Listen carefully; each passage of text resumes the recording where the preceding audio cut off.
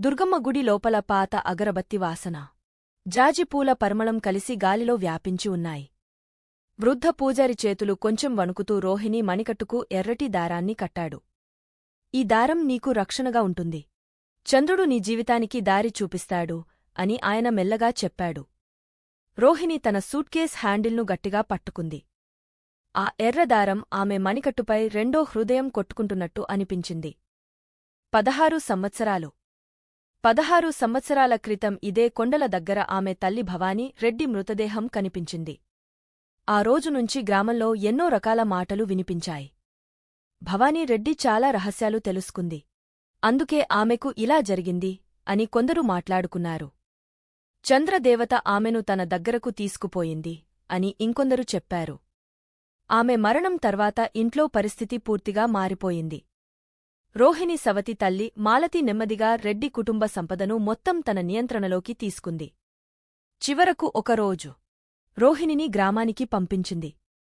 ఇంటినుంచి దూరంగా, ఎవరికీ అవసరం లేని వ్యక్తిలా. ఇప్పుడు దూరంలో హైదరాబాద్ నగరం వెలుగులతో మెరిసిపోతూ కనిపించింది. బస్సు నెమ్మదిగా ఆగింది. రోహిణి కిటికీ బయటకు చూసింది. ఇది ఆమె మళ్లీ హైదరాబాద్కు తిరిగి వచ్చిన రోజు.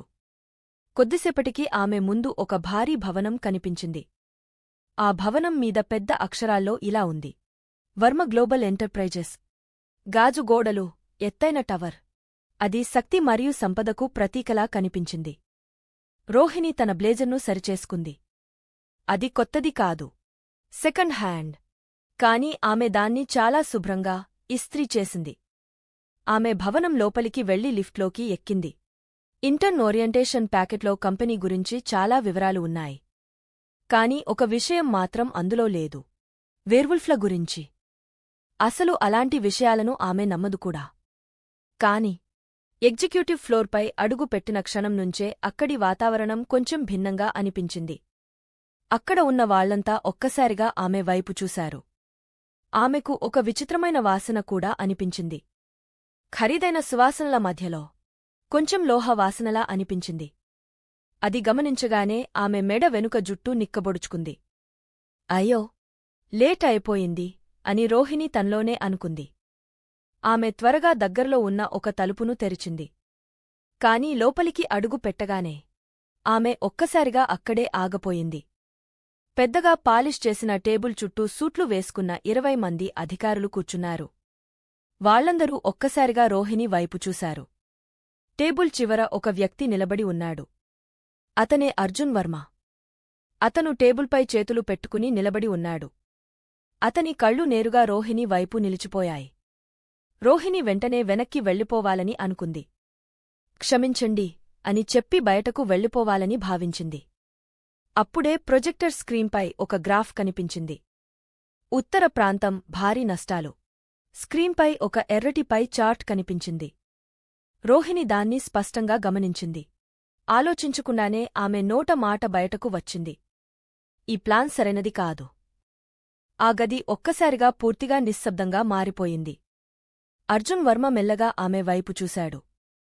అతని శ్వాస కొంచెం గట్టిగా వినిపించింది. ఎలా అని అతను అడిగాడు. రోహిణి కొంచెం భయపడింది. కాని ఇప్పుడు వెనక్కి తగ్గకూడదని నిర్ణయించుకుంది. మీరు ఖర్చులు తగ్గించడంపైనే దృష్టి పెడుతున్నారు. కాని అసలు సమస్య అక్కడ లేదు. ఉత్తర ప్రాంత మేనేజర్లు లాభాల్లో నుంచి డబ్బు మాయచేస్తున్నారు. ఆ సమస్యను పరిష్కరించకుండా కంపెనీలో మార్పులు చేసినా ఉపయోగం ఉండదు. ఆ జవాబు విన్న తర్వాత కొన్ని క్షణాలు ఎవరూ మాట్లాడలేదు. సడన్గా ఒక మెల్లని నవ్వు వినిపించింది. అది అర్జున్ వర్మ నుంచే వచ్చింది. అతని ముఖంలో మాత్రం నవ్వు కనిపించలేదు. ఒక ఇంటర్న్ అని అతను మెల్లగా అన్నాడు. మా కంపెనీ ఎలా నడపాలో మాకు చెప్పుతోంది. అప్పుడే ఒక ఎగ్జిక్యూటివ్ కోపంగా టేబుల్పై గట్టిగా కొట్టాడు.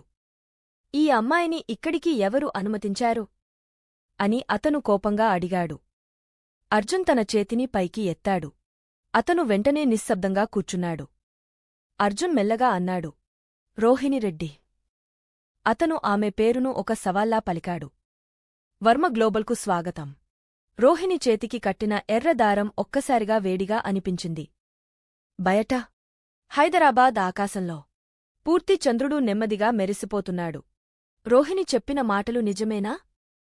నిజంగా ఉత్తర ప్రాంతంలో ఎవరో డబ్బు మాయ చేస్తున్నారా? భవానీ రెడ్డి మరణం వెనుక నిజంగా ఏ రహస్యం దాగి ఉంది? మాలతి ఇంకా రోహిణి జీవితంలోకి మళ్లీ వస్తుందా? ఈ ప్రశ్నలకు సమాధానాలు తెలుసుకోవాలంటే తర్వాతి ఎపిసోడ్ను తప్పక చూడండి. షాయరా ఎఫ్ఎంలో మాత్రమే.